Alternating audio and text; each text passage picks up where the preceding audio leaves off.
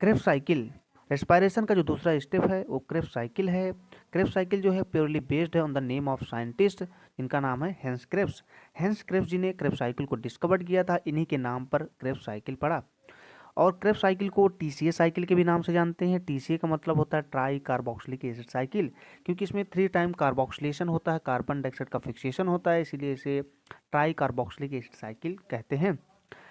Krebs cycle को citric acid cycle भी कहते हैं, क्योंकि इस साइकिल में जो सबसे पहला स्टेबल पावरफुल कंपाउंड होता है, सबसे पहला स्टेबल कंपाउंड होता है वो होता है सिट्रिक एसिड, इसीलिए इसे सिट्रिक एसिड साइकिल भी कहते हैं।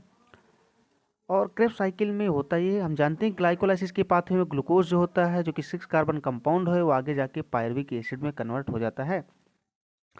लेकिन ग्लाइकोलाइसिस के बाद जो है ये पायरुविक एसिड जो है एसिटल कोएंजाइम में कन्वर्ट हो जाता है। ये एसिटल कोएंजाइम जो होता है आगे जाके माइटोकॉन्ड्रिया में जाता है, वहाँ पर क्रेब्स साइकिल होती है। यानी कि जो क्रेब्स साइकिल होती है वो माइटोकॉन्ड्रिया के मैट्रिक्स में पाई जाती है। और क्रेब्स साइकिल में टोटली जो होते हैं 10 स्टेप्स इन्वॉल्व होते हैं।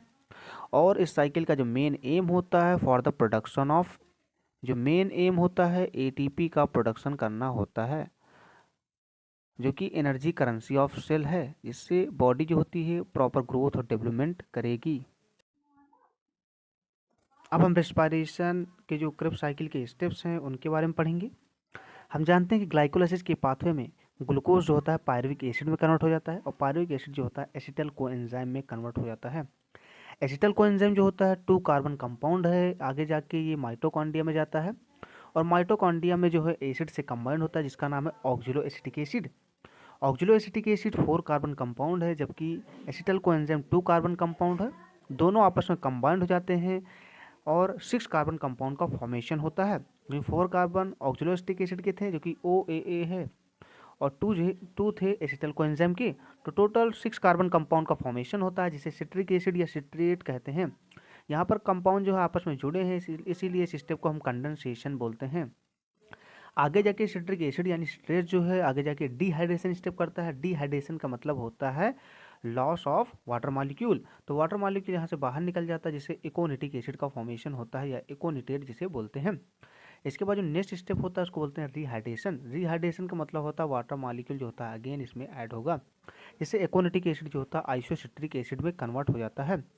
इसके बाद जो नेक्स्ट स्टेप है उसको बोलते हैं ऑक्सीडेशन। ऑक्सीडेशन का मतलब होता है लॉस ऑफ इलेक्ट्रॉन। तो यहाँ पर NAD जो है निकोटीन एडेनिन डाइन्यूक्लियोटाइड जो है उसके हाइड्रोजन जो होते हैं बाहर निकल जाते हैं, जिससे NADH2 में कन्वर्ट हो जाता है। निकोटीन एडेनिन डाइन्यूक्लियोटाइड हाइड्रोजन में क्या होता है रिडक्शन इसका, ऑक्सीडेशन इसका हो जाता है। इसके बाद जो है ऑक्जिलोसक्सिनिक एसिड में कन्वर्ट हो जाता है आइसोसिट्रिक एसिड। ऑक्जिलोसक्सिनिक एसिड जो है आगे जाके स्टेप करता है जिसका नाम है डीकार्बोक्सिलेशन। डीकार्बोक्सिलेशन मीन्स होता है कार्बन डाइऑक्साइड का बाहर निकलना। तो यहाँ पर 6 कार्बन कंपाउंड था, इसमें से एक कार्बन डाइऑक्साइड का मॉलिक्यूल बाहर निकल जाता है, यानी एक कार्बन मॉलिक्यूल बाहर निकल जाता है, जिससे 5 कार्बन कंपाउंड का फॉर्मेशन होता है जिसका नाम है alpha ketoglutaric acid. Alpha ketoglutaric acid 5 carbon compound है, आगे जाके स्टेप करता है जिसका नाम है ऑक्सीडेटिव डीकार्बोक्सिलेशन। ऑक्सीडेटिव मतलब होता है इसमें ऑक्सीडेशन भी होगा, डीकार्बोक्सिलेशन मतलब इसमें डीकार्बोक्सिलेशन भी होगा। ऑक्सीडेशन में क्या होता है NAD जो होता है NADH2 में कन्वर्ट होता है, जबकि डीकार्बोक्सिलेशन में कार्बन डाइऑक्साइड का मॉलिक्यूल बाहर निकल जाता है। एक कार्बन का मॉलिक्यूल यहाँ से लॉस हो जाता है जिससे 4 कार्बन कंपाउंड का फॉर्मेशन होता है जिसका नाम है succinyl coenzyme. Succinyl coenzyme next step करता है जिसका नाम है फास्फोराइलेशन। फास्फोराइलेशन में क्या होता है जो GDP होती है गोनोसिन डाइफॉस्फेट होती है, आगे जाके गोनोसिन ट्राइफॉस्फेट में कन्वर्ट हो जाता है, जिससे सक्सिनल कोएंजाइम जो होता है सक्सिनिक एसिड में कन्वर्ट हो जाता है। ये सक्सिनिक एसिड जो होता है आगे जाके इसका न्यू स्टेप होता है जिसका नाम है ऑक्सीडेशन। यहाँ पर ऑक्सीडेशन में होता क्या जो FAD जो होता है FADH2 में कन्वर्ट होता है, यानी कि फ्लेविन एडेनिन डाइन्यूक्लियोटाइड जो है फ्लेविन एडेनिन डाइन्यूक्लियोटाइड हाइड्रोजन में कन्वर्ट हो जाता है, आगे जाके ये सक्सिनिक एसिड जो होता है फ्यूमरिक एसिड में कन्वर्ट हो जाता है। इसके बाद जो न्यू स्टेप होता है इसको बोलते हैं हाइड्रेशन। हाइड्रेशन में भी क्या होता है वाटर मॉलिक्यूल ऐड होता है जिससे फ्यूमरिक एसिड जो होता है वो मैलिक एसिड में कन्वर्ट हो जाता है। मैलिक एसिड जो होता है आगे जाके ऑक्सीडेशन दोबारा करेगा जिससे NAD NADH2 में कन्वर्ट हो जाता है, जिससे जो 4 कार्बन कंपाउंड था मैलिक एसिड आगे जाके ऑक्जिलो एसिटिक एसिड में बदल जाता है। इस प्रकार ये साइकिल जो होती है 2 बार रिपीट होती है क्योंकि इसमें दो स्टेप कोएंजाइम का फॉर्मेशन होता है।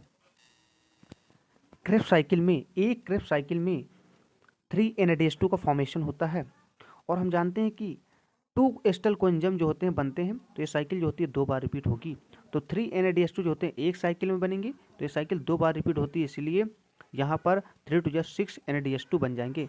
और 1 NADH2 जो होता है इक्वल टू होता है 3 ATP के, यानी कि 6 NADH2 जो होते हैं 18 ATP फॉर्मेशन करने की क्षमता रखते हैं। और इस साइकिल में एक FADH2 बनता है, यानी कि flavin adenine dinucleotide hydrogen का फॉर्मेशन होता है। साइकिल 2 बार रिपीट होगी, इसलिए 2 FADH2 का फॉर्मेशन होगा। ये दो FADH2 जो होते हैं आगे जाके 4 ATP के इक्वल होते हैं, यानी कि एक FADH2 जो होता है वो 2 ATP के बराबर होता है। तो 2 FADH2 जो होते हैं 4 ATP के बराबर यहाँ पर होते हैं। इस साइकिल में एक GTP यानी गोनोसिन ट्राइफॉस्फेट का फॉर्मेशन होता है, और ये साइकिल 2 बार रिपीट होती है, तो यहाँ पर 2 GTP का फॉर्मेशन हो जाएगा। 1 GTP जो होती है 1 ATP के ही इक्वल होती है, यानी कि 2 GTP से 2 ATP बनती हैं यहाँ पर। तो टोटल अगर देखें तो NADH2 से बनती हैं 18 ATP, और FADH2 से बनती हैं 4 ATP, जबकि GTP से बनती हैं 2 ATP। तो टोटल 24 ATP का फॉर्मेशन होता है ड्यूरिंग क्रेब्स साइकिल। तो क्रेब्स साइकिल जो होता है मोस्ट इंपॉर्टेंट फिनोमेना होता है, जिसमें एनर्जी का फॉर्मेशन होता है in the form of energy currency of cell adenosine triphosphate, जो कि ग्रोथ और डेवलपमेंट ऑफ सेल के लिए इंपॉर्टेंट होती है। इस प्रकार क्रेब्स साइकिल का ये सेकंड रेस्पायरेशन का सेकंड स्टेप जो है क्रेब्स साइकिल है।